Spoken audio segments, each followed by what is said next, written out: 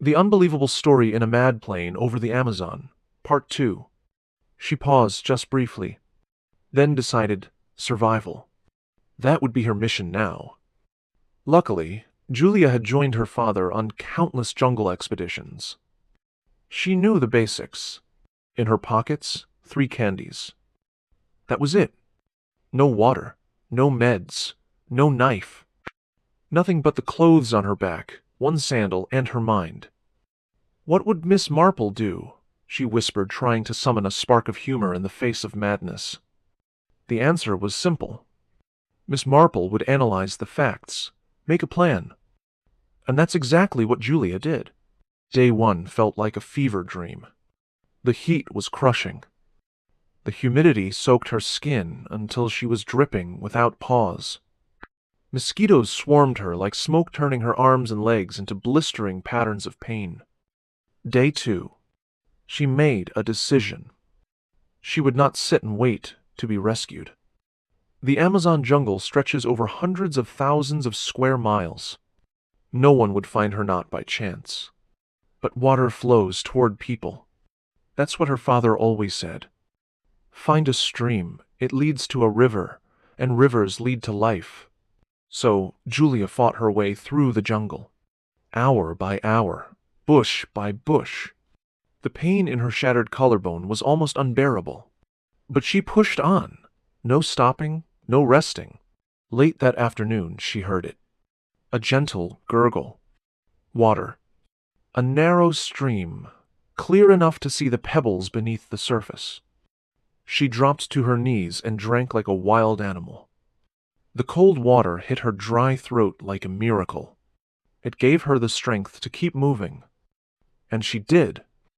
Hour after hour, day after day. Toward nothing but the sound of hope. The jungle does not forgive. It doesn't care who you are. It tests your body, your will, your very mind. Day 3. She noticed a deep wound on her arm. Infected, red, swollen. Then she saw them. Tiny white maggots wriggling inside the wound. Her stomach turned violently. But she fought for calm. Losing it now meant death. At least they only eat dead tissue, she muttered, clinging to the biology her parents had taught her. The days blurred into one long nightmare. She followed the stream, now a growing river. She drank rainwater, ate the few edible plants she recognized. The candies? Long gone. Day 7. Something stopped her cold. A torn airplane seat wedged in the roots of a giant tree. Next to it, a figure. Familiar. Her mother. "Mom," she whispered, rushing forward despite the agony. But as she approached, her steps faltered.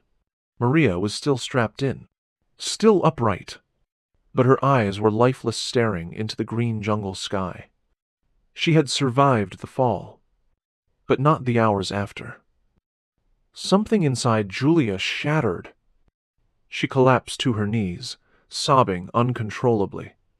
Grief swept through her like a tidal wave, threatening to drown her in the very heart of this savage forest. Then, her mother's voice echoed in memory. "Life always finds a way, Julia. Always."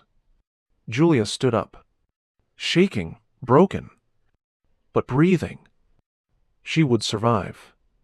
For herself, for her mother. Day 10. She was fading fast. The wound on her arm throbbed with relentless pain. The maggots had multiplied. Every step was a new level of hell. The river widened. The jungle thinned. Signs, faint ones, that humans might be nearby. She staggered forward, barely moving. Then she froze. Ahead, a wooden shack. Rough, plain, but to her eyes it was a palace. "Hello?" she called out. Her voice was nothing but a whisper now. Her strength almost gone. She stepped inside. Inside, a few tools, some canned food, and a container of gasoline. Thena memory. She'd once seen her father use gasoline to kill parasites in specimen jars. Maggots don't survive fuel. With trembling hands, she opened the canister. She poured the liquid over her open wound. Agony. Pure, liquid fire tore through her arm. She screamed, but forced herself to stay conscious.